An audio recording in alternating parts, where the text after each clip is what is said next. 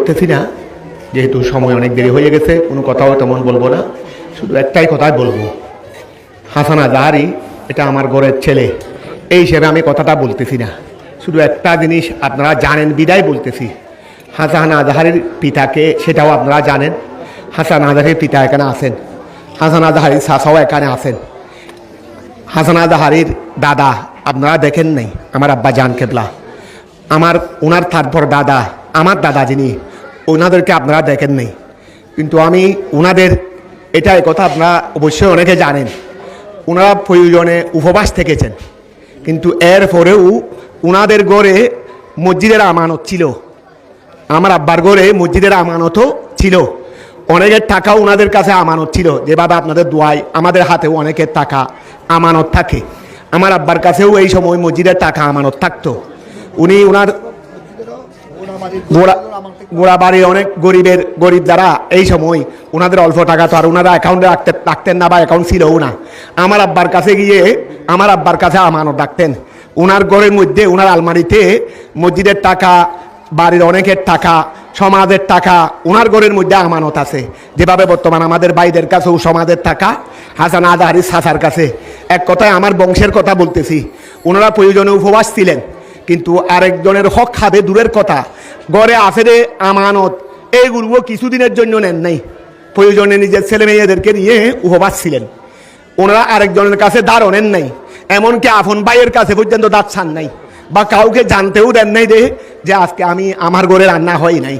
তো হাসান আজাহারির রক্তের মধ্যে সেই রক্তই প্রবাহিত। তা আমি এই কথা অবশ্যই নিশ্চিতভাবে আপনাদের বলতে পারবো, যদি আপনারা আল্লাহ রসুলের মেহেরবানি, আপনাদের দোয়া এবং সমর্থন পেয়ে যদি আমার বাতিজা হাসান আজাহারি যদি সংসদে পৌঁছে, ইনশাআল্লাহ দেশের পক্ষে কাজ হবে, ইসলামের পক্ষে তো অবশ্যই হবেই। আপনাদের উপর কোনো জুলুম অত্যাচার হবে না, আপনাদের উপর কোনো অন্যায় করবেন না, আপনাদের কোনো হক লক্ষ টাকা দূরের কথা 1 টাকাও ইনশাআল্লাহ বিনষ্ট করবে না। যতটুকু সম্ভব আপনাদের কল্যাণমূলক, দেশের কল্যাণমূলক, আহলে সুন্নাত ওয়াল জামাত এক কথায় সংসদে গিয়ে আমরা এখানে মিলাদ মাহফিলে অনেক কিছু বলি, এইগুলো আমাদের মধ্যেই সীমাবদ্ধ। এইগুলোর প্রভাব এটা জাতীয় ক্ষেত্রে, আন্তর্জাতিক ক্ষেত্রে তো দূরের কথা, জাতীয় ক্ষেত্রেও হয় না।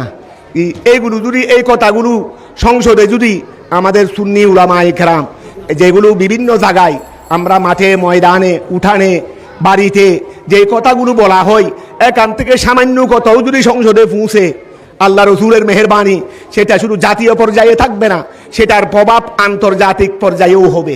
আর বর্তমানে আমরা তো বদরের যুদ্ধও দেখি নাই, উহুদের যুদ্ধও দেখি নাই, যেই যুদ্ধগুলো বা শরীক হওয়ার সুযোগও হয় নাই, কিন্তু বর্তমান প্রেক্ষিতে দেখা যাচ্ছে বর্তমান দেশের যে পরিস্থিতি আপনারা ভালো করে জানতেছেন।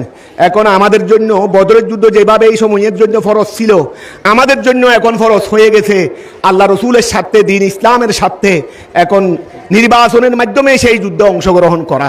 এটা আমাদের প্রত্যেক মুসলমানের উপর এটা ইমানি দায়িত্ব হয়ে গেছে।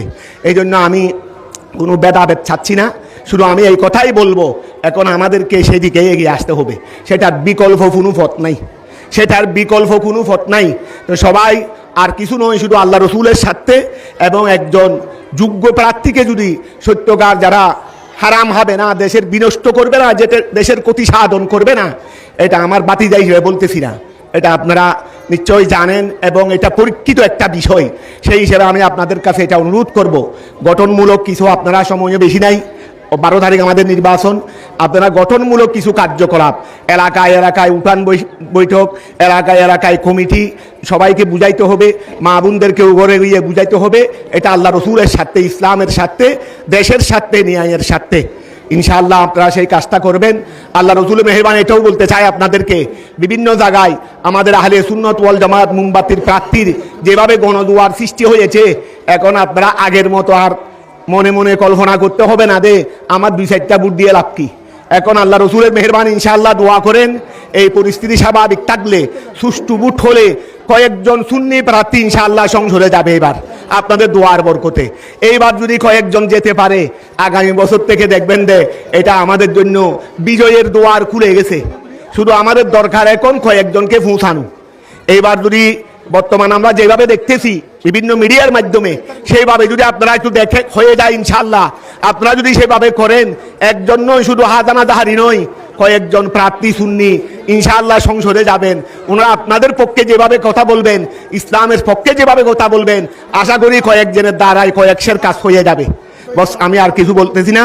কিছু গঠনমূলক কাজ আপনারা এলাকায় এলাকায় করবেন, বাড়িয়ে বাড়িয়ে করবেন, উঠান বৈঠক করবেন, সকলকে বুঝাবেন, একটু প্রসার করবেন। বস ও আখির দাওয়ানা আনিল হামদুলিল্লাহি রাব্বিল আলামিন।